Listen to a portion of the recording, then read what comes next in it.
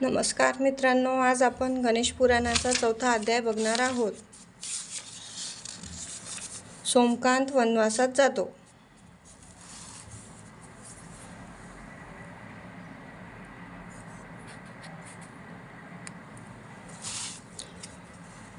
सूत सांगू लागले, राज्याभिषेक सोहळा आटोपल्यावर सोमकांताने ब्राह्मणाचे यथाविधी पूजन केले व दान धर्म करून हत्ती घोडे जरीची वस्त्रे वगैरे देऊन आपल्या दरबारातील सरदारांना व गुणी कलावंतांना यशोचित सत्कार केला। त्याने आपल्या प्रधानांना कित्येक गावाची जागीरदारी दिली। नंतर सोमकांत वनवासात जाण्यास निघाला। पूर्वजन्मातील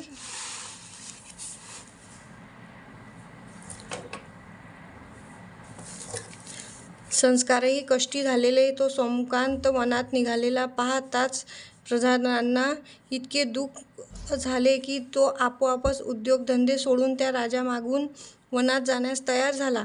राजापुत्र हेमकंठ डोळे भरून आले। तोही आई बापांच्या सोबत निघाला।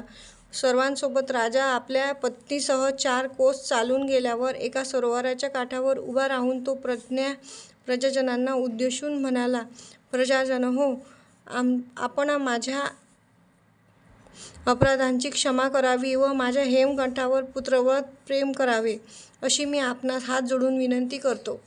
माझी आठवण ठेवावी। आपण सर्वांनी आता परत जावे। माझा हा पुत्र तुमचे न्याय मार्गाने पालन करील। त्यांच्यापासून तुम्हाला कसलाच त्रास होणार नाही। तुम्ही परत नगरात गेलात तर माझा मंदरस स्वस्थ मिळेल।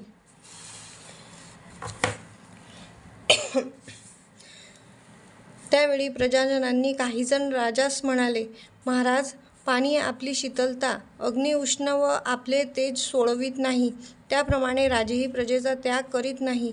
चंद्राशिवाय आकाशाला शोभा नाही, त्याप्रमाणे आपल्याशिवाय राज्य शोभा नाही।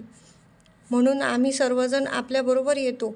भारतात खूप तीर्थे आहेत, त्यापैकी एका तीर्थस्नानानेही आपलं शरीर कांतीपूर्वप्रमाणे होईल आणि त्यानंतर आपल्यासह नगरात आनंदाने जाऊ। सोमकांत राजाने प्रजेचे आपुलकीचे बोलणे ऐकून घेतले, पण सर्वांना राजधानीत परत जाण्याची आग्रहाने विनंती केली।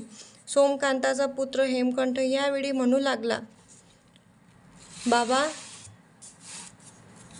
आपल्या चरणांचा आजपर्यंत मला कधीही वियोग घडलेला नाही। आपल्याशिवाय राज्यच काय, मला पण सारे जीवनच नकोसे वाटते। हे ऐकून राजा म्हणाला, मुला, तुला हा मोह होईल तरी पण तुला धर्माचा, नीतीचा, कर्तव्याचा यापूर्वीचा उपदेश केलेला आहे।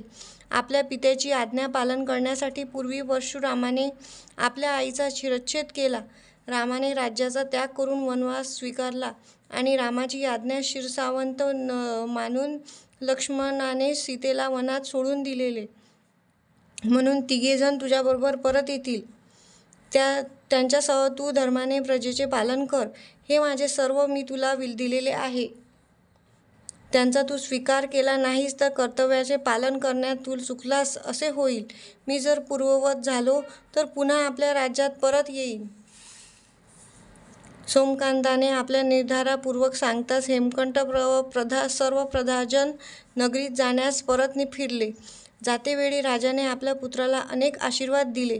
हेमकंठही आपल्या सेनेसह सोमकांताला प्रदक्षिणा घालून आपल्या नगरातील जाण्यास निघाला। इथेच 4था अध्याय समाप्त होतो। तुम्ही जर चॅनलवर नवीन असाल तर चॅनलला सबस्क्राईब करा, शेअर करा। असेच भक्तिमय व्हिडिओ पाहण्यासाठी गणेश पुराण आहे, हे खूप जुनं गणेश पुराण आहे। यात खूप महत्त्वाच्या गोष्टी सांगितलेल्या आहेत। आता पुढे आपण 5वा अध्याय सुधर्माला ऋषी कुमार भेटतो हा आपण पुढच्या व्हिडिओमध्ये बघणार आहोत। जय श्रीराम।